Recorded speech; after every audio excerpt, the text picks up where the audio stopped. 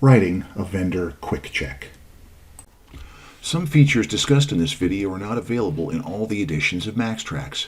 Please visit scottsystems.com for comparisons between the different versions.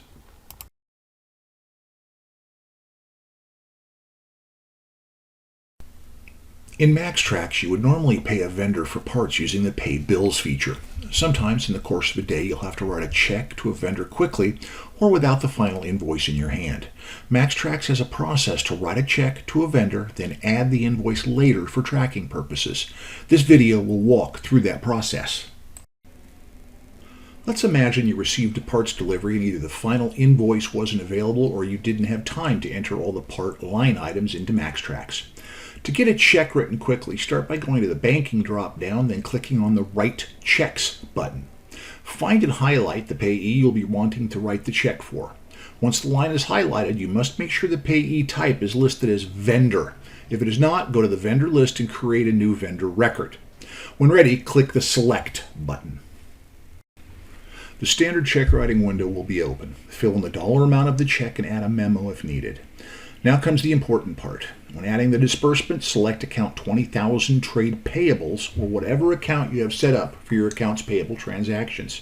Do not select your parts cost of goods or inventory accounts. By using the trade payables account, you place a credit in the vendor record that will be used to pay the invoice after it is entered. Once the account is highlighted, click Select. Verify the amount and distribution in the next window and add any notes, then click OK. You should now be back at the check writing window. Review the details of the check, and post print for the vendor. For more information about the check writing process, please see our video titled Writing a Check. Once you have time or receive the vendor invoice, enter it into MaxxTraxx using the Vendor Invoices function in the Parts drop-down. To save time on this video, I have already created a vendor invoice for that order. For more information about that process, please see our training video titled Entering a New Vendor Invoice.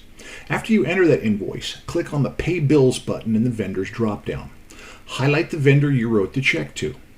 If you did everything correctly, there will be an amount in the credits column that corresponds to the check you wrote. To record that invoice as being paid, double-click on the line or click the Next button. Find the bill and the credit, then click in the Select column next to each of the lines. If the bill and credit were both checked, there should be a zero balance in the Net Amount to Pay line. Click the Next button.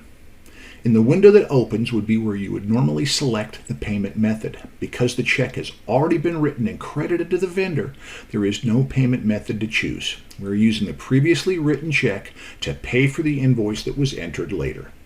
Click Finish to reconcile and post the transaction. We hope you found the preceding video helpful.